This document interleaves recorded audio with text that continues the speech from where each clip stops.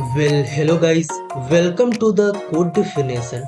And आज के इस वीडियो में हम लोग देखेंगे कि ये डॉम में फॉर्म कैसे हम लोग एक्सेस करते हैं एंड कैसे हम लोग डॉम का यूज करके HTML एलिमेंट्स को स्टाइल करेंगे। थोड़ी सी हम लोग CSS की प्रॉपर्टीज देखेंगे एंड कैसे हम लोग एक एलिमेंट को डिजाइन करते हैं या स्टाइलिंग करते हैं। वो सारी चीजें हम लोग अपने डॉम का यूज करके एंड जावा स्क्रिप्ट लिखकर ये सारी चीजें हम लोग करेंगे। लेकिन इससे पहले अगर आप लोग मेरे यूट्यूब चैनल पे नए हैं तो इस चैनल को सब्सक्राइब कीजिए एंड वीडियो को लाइक करना मत भूलिए। तो चलिए शुरू करते हैं। मैं चलता हूँ अपने VS कोड पे एंड यहाँ पर एक नई फाइल बनाऊंगा डॉम 7 नाम से, क्योंकि हम लोग अपने इस डॉम की सीरीज में 6 वीडियोस देख चुके हैं। तो यहाँ पर हम लोग dom7.html नाम की एक फाइल क्रिएट कर लेते हैं एंड यहाँ पर अपना सिंटैक्स लिखूंगा एंड इस फोल्डर को क्लोज करके इसको मैं थोड़ा सा करूंगा जूम, जिससे ये हम लोगों को क्लियर दिखे। एंड यहाँ पर क्या करूंगा, सबसे पहले हम लोग फॉर्म को देखेंगे। तो सबसे पहले मैं यहाँ पे एक फॉर्म बनाता हूँ एंड इसके एक्शन में अभी मैं कुछ नहीं डालता हूँ एंड इसके अंदर एक ड्यू ले लेता हूँ एंड यहाँ पर एक लेबल में लेता हूँ एंड इसके फॉर्म में मैं नेम डाल देता हूँ एंड इसके अंदर भी मैं नेम डाल देता हूँ। एंड उसके बाद यहाँ पर मैं एक इनपुट ले लेता हूँ एंड इसका टाइप टेक्स्ट एंड इसमें नेम मैं नेम डाल देता हूँ एंड इसकी आईडी भी मैं नेम दे देता हूँ। एंड यहाँ पर इस तरीके से हम लोगों ने फॉर्म बनाया। तो सबसे पहले मैं इसको ओपन विद लाइव सर्वर करूंगा, जिससे हम लोगों को दिखे कि हमने क्या किया है। तो यहाँ पर हम लोगों को एक फॉर्म मिला एंड मैं थोड़ा सा इसको जूम करता हूँ एंड यहाँ पर नेम मिला एंड इसके अंदर हम लोग कुछ भी लिख सकते हैं। तो यहाँ पर हम लोग समझने क्या वाले हैं ये मैं आप लोगों को बताता हूँ। तो सबसे पहले मैं जावा स्क्रिप्ट लिखूंगा, इसके लिए यहाँ पर मैं स्क्रिप्ट टैग डाल देता हूँ, जिससे मैं ये जावा स्क्रिप्ट लिख पाऊँ। एंड उसके बाद मुझे इस फॉर्म में कुछ मैनिपुलेशन कराना है जो हम लोग अपने डॉम का यूज करके करते हैं। अभी हम लोग क्या करेंगे, सबसे पहले इस इनपुट को मैं करता हूँ सेलेक्ट। तो यहाँ पर मैंने एक आईडी दी है नेम नाम की एंड इससे हम लोग इसको एक्सेस कर सकते हैं। तो यहाँ पर document dot gate element by ID, मैं यहाँ पर लिखता हूँ gate element by ID and इसके अंदर मैं नेम को पास कर देता हूँ, जिससे ये जो हमारा इनपुट है वो सेलेक्ट हो जाएगा एंड इसको मैं किसी वेरिएबल में रख लेता हूँ। तो यहाँ पे मैं इनपुट ही इसका नाम रख लेता हूँ एंड इस यहाँ पर मैंने इसको असाइन कर दिया। अगर यहाँ पे मैं कंसोल डॉट लॉग करूँ इनपुट को, तो आप लोग यहाँ पे देखना, मैं कंसोल खोल लेता हूँ अपना। तो यहाँ पे देखो मुझे इनपुट टैग मिला। अगर इस पे मैं होर करता हूँ तो यहाँ पे ये हाईलाइट हो रहा है, जिससे ये पता चल रहा है कि यही मेरा इनपुट बॉक्स है। तो यहाँ पर हम लोग जावा स्क्रिप्ट में डॉम का यूज करके समझने क्या वाले हैं। अभी देखो, हम लोगों ने इनपुट से इस इनपुट को सेलेक्ट किया। अगर मैं इसके अंदर कुछ लिखता हूं तो वो क्या होती है, उसको हम लोग कैसे एक्सेस करेंगे। अभी देखो, इसके अंदर एक एट्रीब्यूट होता है वैल्यू नाम का। हम लोगों ने HTML के सीरीज में पढ़ा था। अगर आप लोगों को नहीं पता है तो आप लोग वीडियो देख सकते हो। मैं HTML प्लेलिस्ट का लिंक अपने डिस्क्रिप्शन में दे दूंगा, वहां से आप लोग देख सकते हो। अगर मैं यहाँ पे लिखता हूँ कोड, यानी वैल्यू के अंदर मैं कोड लिखता हूं, तो आप लोग देखो यहाँ पे कोड पहले से लिखा आ रहा है। यानी कि हम लोग अगर इस वैल्यू के अंदर, एट्रीब्यूट के अंदर कोई भी वैल्यू देते हैं, मतलब ये मेरी वैल्यू एक एट्रीब्यूट है एंड ये इसकी वैल्यू है, तो यहां पर इसके अंदर मैं कुछ भी लिखता हूं तो वो यहां पर इस इनपुट बॉक्स में लिख के आएगा। तो अगर मुझे इसकी वैल्यू को प्रिंट करना है, गेट करना है अपने डॉम का यूज करके, तो उसके लिए मैं क्या करूंगा, यहाँ पे लेता हूं इनपुट, मतलब इस वेरिएबल को हम लोगों ने यहाँ पे लिखा एंड उसके बाद क्या करूंगा, यहाँ पर डॉट लगाने के बाद मैं यहाँ पे वैल्यू लिखता हूं। तो आप लोग देखो मुझे यहाँ पे कोड मिला, यानी कि इसके अंदर जो भी वैल्यू हम लोगों ने लिखी है वो यहाँ पर हम लोगों को मिली। लेकिन यहाँ पर मैं डॉम का यूज करके कुछ करने वाला हूं, तो यहां से मैं वैल्यू को हटाता हूं। तो यहाँ पे देखो मुझे वैल्यू नहीं मिलेगी। तो ये हम लोगों ने क्यों किया, अभी देखो मैं यहाँ पे लिखता हूँ इनपुट, इनपुट डॉट वैल्यू से मुझे यहाँ पर वैल्यू मिलती है, अभी हम लोगों ने देखा। लेकिन अगर मैं इनपुट डॉट वैल्यू लिखता हूँ एंड इसके अंदर मैं कुछ भी पास कर देता हूँ, द कोड डेफिनेशन में यहाँ पे लिखता हूँ, तो आप लोग यहाँ पे देखो मेरी जो स्ट्रिंग है वो इसकी वैल्यू के अंदर आ चुकी है। तो यहाँ पे देखो हम लोगों ने इनपुट डॉट वैल्यू लिखा एंड इसके अंदर इस स्ट्रिंग को असाइन किया है। तो यहाँ पर ये वाली जो स्ट्रिंग है वो इनपुट की वैल्यू में जाके असाइन हो गई है। तो यहाँ पर हम लोगों को इसमें दिख रहा है एंड उसके बाद इसको मैंने यहाँ पे प्रिंट किया है। तो यहाँ पर हम लोगों को द कोड डेफिनेशन मिल रहा है। तो यहाँ पर हम लोगों ने समझा कि इनपुट में हम लोग कैसे वैल्यू डालते हैं एंड अगर मुझे इसके एट्रीब्यूट्स को चेंज करना है तो वो भी हम लोग कर सकते हैं। अब जैसे देखो यहाँ पर इनपुट मैं लिखता हूँ एंड डॉट में नेम डालता हूँ। अभी के लिए मैं दिखाता हूँ यहाँ पे। अभी के लिए यहाँ पे देखो नेम के अंदर नेम पड़ा है। अगर मैं यहाँ पे इस नेम के अंदर मैं डाल देता हूँ address, input dot name and उसके अंदर मैंने एड्रेस पास किया, तो आप लोग यहाँ पे देखना एलिमेंट्स के अंदर जाता हूँ एंड यहाँ पे देखो नेम के अंदर एड्रेस हम लोगों को मिल रहा है। अभी यहाँ पर हम लोगों को नेम मिल रहा था एंड यहाँ पर जैसे ही मैंने इस एड्रेस को पास किया इस इनपुट डॉट नेम में, तो यहाँ पर हम लोगों को एड्रेस मिल रहा है। अभी देखो हम लोग यहाँ पे कुछ लिख रहे हैं तो टेक्स्ट के रूप में आ रहा है, लेकिन लेकिन हम लोग चाहते हैं कि इसका जो टाइप है वो चेंज हो जाए। तो यहां पर हम लोग लिखेंगे input dot type. Input dot type हम लोगों ने जिस तरीके से नेम को एक्सेस किया उस तरीके से हम लोग टाइप को भी एक्सेस कर सकते हैं, क्योंकि ये भी एक एट्रीब्यूट है।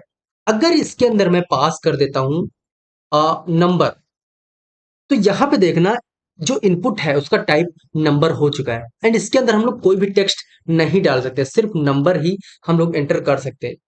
एंड अगर हम लोग इसका जो टाइप है वो मैं पासवर्ड कर देता हूं, तो आप लोग देखो यहाँ पर हम लोग सिर्फ इसके अंदर पासवर्ड डाल पाएंगे, यानी कि इसके अंदर मैं कुछ भी लिखूंगा वो पासवर्ड के रूप में आएगा। एंड यहाँ पर हम लोग देख भी सकते हैं कि पासवर्ड इसका टाइप हो चुका है। एंड यहाँ पर फॉर्म में हम लोगों ने बटन नहीं दिया है क्योंकि हम लोग कोई इवेंट नहीं देख रहे हैं। जब हम लोग इवेंट हैंडलिंग देखेंगे तो वहां पर हम लोग बटन का यूज करेंगे एंड कैसे हम लोग सबमिट करने पर इसका वैलिडेशन करेंगे, जो क्लाइंट साइड वैलिडेशन होता है उसको कैसे हम लोग करेंगे वो सब हम लोग देखेंगे जब इवेंट पढ़ेंगे। अभी हम लोग थोड़ा सा ओवरव्यू देख रहे थे कि कैसे हम लोग वैल्यू सेट कर सकते हैं एंड कैसे यहाँ पर हम लोग इसके एट्रीब्यूट को चेंज कर सकते हैं।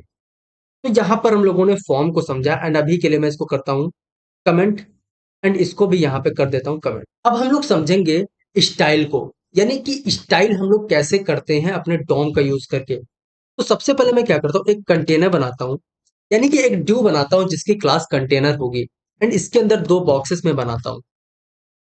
तो यहाँ पर हम लोगों ने दो बॉक्सेस बनाए एंड उसके बाद क्या करूंगा, यहाँ पर मैं स्टाइल टैग लिखता हूँ। स्टाइल टैग कैसे हम लोग लिखते हैं क्या करते हैं ये हम लोगों ने अपनी वीडियो में देखा है, आप लोग देख सकते हो, मैं डिस्क्रिप्शन में उसका लिंक दे दूंगा। सबसे पहले मैं बॉक्स को यहाँ पे करता हूँ सेलेक्ट एंड इसके अंदर जो हमारी विथ है उसको मैं कर देता हूँ 200 पिक्सल एंड जो हाइट है उसको भी कर देता हूँ मैं 200 पिक्सल एंड इसका जो बैकग्राउंड कलर है वो मैं दे देता हूँ रेड। तो यहाँ पे देखो हम लोगों को दो बॉक्सेस दिख रहे हैं जो रेड कलर के हैं। तो यहाँ पे मैं क्या करता हूँ, थोड़ा सा जो नीचे से इसको मार्जिन दे देता हूँ, यानी मार्जिन बॉटम दे देता हूँ 2 रेम की। तो आप लोग देखो यहाँ पर कुछ स्पेस आ जाता है इन दोनों के बीच। तो यहाँ पर हम लोगों ने दो बॉक्सेस बनाए जिसको हम लोगों ने डिजाइन किया स्टाइल का यूज करके, यानी कि सीएसएस का यूज करके। मैं यहाँ पे बैकग्राउंड कलर लिख देता हूँ। तो यहाँ पर हम लोग समझेंगे क्या, सबसे पहले मैं क्या करता हूँ, इसको बॉक्स 1 कर देता हूँ एंड इसको बॉक्स 2 कर देता हूँ एंड यहाँ पर भी इसको बॉक्स 1 कर देता हूँ। तो यहाँ पर देखो पहला बॉक्स मेरा डिजाइन होके दिख रहा है लेकिन दूसरा बॉक्स नहीं दिख रहा है। तो दूसरे बॉक्स को हम लोग सेलेक्ट करेंगे अपने जावा स्क्रिप्ट में एंड यहाँ से हम लोग इसको डिजाइन करेंगे। तो हम लोगों ने समझा है कि कैसे हम लोग गेट करते हैं एलिमेंट को। डॉक्यूमेंट डॉट हम लोग क्वेरी सिलेक्टर लिखते हैं एंड इसके अंदर मैं पास करता हूँ क्लास को। क्लास को कैसे हम लोग पास करते हैं वो सीएसएस की तरह हम लोग देख चुके हैं। यहाँ पर डॉट लगाते हैं एंड उसके बाद क्लास का नाम लिखते हैं एंड इसको मैं क्या करता हूँ, यहाँ पर किसी वेरिएबल में रख लेता हूँ कॉन्स्ट बॉक्स। तो यहाँ पर इस तरीके से हम लोगों ने एक एलिमेंट बनाया एंड यहाँ पर अपने स्क्रिप्ट में उसको गेट किया। अगर मैं यहाँ पे कंसोल डॉट लॉग करूँ एंड बॉक्स लिखूं तो आप लोग देखना यहाँ पर हम लोगों को बॉक्स मिलेगा। तो यहाँ पर हम लोगों को बॉक्स 2 मिल रहा है जो कि हम लोगों ने ये दूसरा वाला बनाया है। अब यहाँ पे हम लोग करेंगे क्या, इसको करेंगे डिजाइन। तो सबसे पहले मैं आप लोगों को एक बात बता दूं कि जितनी भी सीएसएस की प्रॉपर्टीज हैं उसको हम लोग डॉम के जरिए लिख सकते हैं। अभी मैं आप लोगों को दिखाता हूँ कंसोल डॉट लॉग करके बॉक्स को। तो बॉक्स को हम लोगों ने दिखाया, तो यहां पर हम लोगों को बॉक्स मिला। लेकिन डॉम के अंदर जितने भी HTML एलिमेंट्स होते हैं, उसके अंदर एक स्टाइल ऑब्जेक्ट होता है। यानी कि ये जो बॉक्स हम लोगों ने लिखा, अभी तो ये ड्यू है, लेकिन डॉम के अंदर ये एक HTML एलिमेंट के रूप में आया है। तो यहां पर कोई भी टैग हो सकता है HTML का। तो यहां पर हम लोगों ने एक ड्यू को लिया है एंड इसके अंदर, यानी कि इस बॉक्स में हम लोगों ने इसको रख दिया है। तो यहां पर बॉक्स के अंदर, यानी कि HTML एलिमेंट के अंदर एक ऑब्जेक्ट होता है स्टाइल नाम का। अगर मैं इसको प्रिंट करता हूं, तो यहां पे देखो हम लोगों को एक ऑब्जेक्ट मिलता है जिसके अंदर CSS की जितनी सारी प्रॉपर्टीज हैं वो यहाँ पे रखी होती हैं। अभी मैं इसको थोड़ा राइट में करता हूं जिससे हम लोगों को सारी की सारी दिखे। तो यहाँ पर जितनी भी हम लोगों को प्रॉपर्टीज दिख रही हैं, वो सारी की सारी स्टाइल की हैं, यानी कि CSS की हैं, जो कि हम लोग यहाँ पे अपने हेड के अंदर लिखते हैं या फिर कोई एक्सटर्नल फाइल हम लोग बनाते हैं। तो यहाँ पर हम लोगों ने जितनी भी प्रॉपर्टीज लिखी हैं वो सारी की सारी इस ऑब्जेक्ट में रखी होती है। अगर कोई मैं देखना चाहूँ तो यहाँ से देख सकता हूँ। जैसे हम लोगों ने एनिमेशन समझा था, तो यहाँ पे एनिमेशन मिल रहा है। एंड उसके बाद अगर मैं थोड़ा सा नीचे जाऊं, तो आप लोग देखो यहाँ पे background colour, background image and background attachment. And थोड़ा सा और नीचे जाता हूँ, यहाँ पे हम लोगों को बॉर्डर मिल रहा है। एंड थोड़ा सा नीचे में जाता हूँ तो देखो यहाँ पर हम लोगों को कलर मिल रहा है। यानी कि अगर हम लोग बॉक्स डॉट स्टाइल लिखते हैं, तो मुझे एक ऑब्जेक्ट मिलता है। एंड उस ऑब्जेक्ट की को एक्सेस मुझे अगर करना है, तो हम लोग कैसे करते हैं, उसके बाद हम लोग डॉट लगाते हैं। एंड इसके बाद यहाँ पे जो भी प्रॉपर्टी है उसको मैं लिखता हूँ। जैसे मैं कलर कोई प्रॉपर्टी उसको लिखता हूँ, तो यहाँ पर हम लोगों ने इसके कलर को एक्सेस कर लिया है। अभी हम लोगों को यहाँ पे कुछ दिखेगा नहीं, क्योंकि उसके अंदर हमारा कोई भी कलर डिफाइन नहीं है। तो यहां पर मैं आप लोगों को दिखा देता हूं। अगर मैं बॉक्स लिखता हूं एंड उसके बाद स्टाइल लिखता हूं, एंड उसके बाद स्टाइल ऑब्जेक्ट के अंदर हमारी जितनी भी CSS होती है वो रखी होती है। तो अगर स्टाइल के अंदर कोई भी की है उसको एक्सेस करना है, तो कैसे हम लोग करते हैं, डॉट लगाते हैं एंड उस की का नाम लिखते हैं। तो इससे हम लोगों ने बॉक्स के कलर को एक्सेस किया। अगर मैं इसके अंदर रेड पास कर देता हूं, एंड यहां पर कलर क्या करता है, टेक्स्ट को कलर करता है। तो इसके अंदर मैं क्या करता हूं, एक टेक्स्ट डाल देता हूं, द कोड डेफिनीशन। तो यहां पर हम लोगों को जो कलर मिल रहा है वो रेड मिल रहा है इस जो टेक्स्ट का। अगर मैं थोड़ा सा जूम करूं तो यहाँ पे हम लोग देख सकते हैं। तो यहाँ पर हम लोगों ने समझा कि कैसे हम लोग स्टाइल करते हैं। अब एक चीज हम लोगों ने देखी है, अब अगर मुझे इस बॉक्स का जो बैकग्राउंड कलर है उसको देना है, तो वो हम लोग कैसे लिखेंगे। मैं लिखूंगा बॉक्स एंड स्टाइल, एंड उसके बाद यहाँ पे बैकग्राउंड, बैकग्राउंड कलर। मैं यहाँ पे कलर दे देता हूं एंड इसके अंदर मैं पास कर देता हूं ग्रीन। तो अब लोग देखो, ये जो बॉक्स है उसका कलर यानी बैकग्राउंड कलर ग्रीन हो चुका है। तो यहां पर ये कैसे हुआ, हम लोग डॉम का यूज करके ये कर सकते हैं। यानी कि किसी भी HTML एलिमेंट के अंदर एक स्टाइल ऑब्जेक्ट होता है एंड उस ऑब्जेक्ट के अंदर CSS की सारी प्रॉपर्टीज रखी होती हैं। सिर्फ फर्क इतना होता है, अब जैसे यहां पर हम लोगों ने बैकग्राउंड कलर लिखा है, तो यहां पे देखो हम लोग बैकग्राउंड लिखे, फिर उसके बाद यहाँ पर एक डैश लगाते हैं एंड उसके बाद एक हम लोग कलर लिखते हैं। लेकिन यहाँ पर बैकग्राउंड कलर लिखने का जो तरीका है वो किसी दूसरे तरीके का है। तो यहाँ पर देखो, सबसे पहले एक बैकग्राउंड हम लोगों ने लिखा एंड उसके बाद कोई हाइफन या डैश नहीं लगाया है एंड कलर हम लोगों ने लिख दिया है। एंड इस कलर का जो पहला कैरेक्टर है वो कैपिटल है। तो यहाँ पे ये एक कैमल केस कन्वेंशन होता है, कैमल केस कन्वेंशन होता है, जो हम लोग फॉलो करते हैं अपनी प्रोग्रामिंग लैंग्वेजेस में। ज्यादातर हम लोग वेरिएबल या फिर फंक्शन बनाते हैं तो कैमल केस में बनाते हैं। एंड जो अपनी क्लास का हम लोग नाम रखते हैं वो पास्कल कन्वेंशन में रखते हैं। अभी कन्वेंशन की हम लोग बात कर लेते हैं। अगर मुझे कोई क्लास बनानी होती है, तो यहाँ पर हम लोग लिखते हैं हेलो, हेलो वर्ल्ड। तो ये हम लोगों ने पास्कल कन्वेंशन में लिखा है। तो यहाँ पर जो हेलो वर्ड है, यानी कि पहला लेटर हेलो का एंड इस वर्ड का पहला लेटर कैपिटल है, यानी कि यहाँ पे देखो H एंड यहाँ पे W, ये कैपिटल है। यानी कि यहाँ पर अगर हम लोग पास्कल कन्वेंशन में लिख रहे हैं, तो उसमें हम लोग कोई भी स्पेस नहीं देंगे एंड जितने भी वर्ड्स आते हैं उसका पहला कैरेक्टर हम लोग कैपिटल रखेंगे।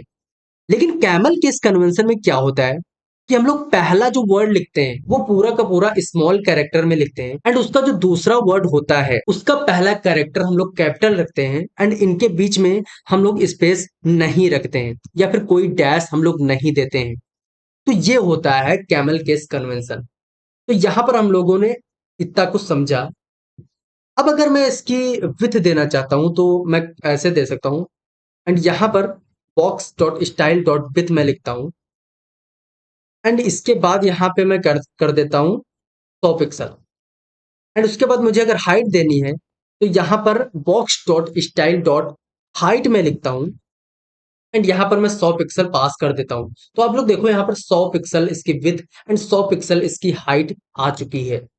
तो इस तरीके से हम लोग स्टाइल कर सकते हैं। अगर मुझे यहाँ पे बॉर्डर देना है तो वो भी हम लोग दे सकते हैं।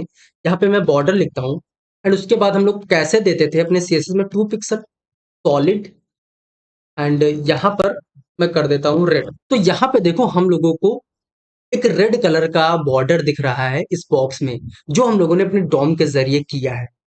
तो यहाँ पर हम लोग जितनी भी सीएसएस प्रॉपर्टीज हैं उसको लिखते हैं, सिर्फ यहाँ पे बॉक्स डॉट स्टाइल, एंड उसके बाद हम लोग जितनी भी सीएसएस प्रॉपर्टी होती है उसको यहाँ पे रखते हैं। तो यहाँ पर हम लोग ज्यादा प्रॉपर्टीज नहीं देखेंगे, एंड कैसे हम लोग करते हैं ये हम लोग देख चुके हैं। तो आज के इस वीडियो में इतना ही। मिलते हैं हम लोग किसी अगली वीडियो में, तब तक के लिए bye bye and thanks for watching this video.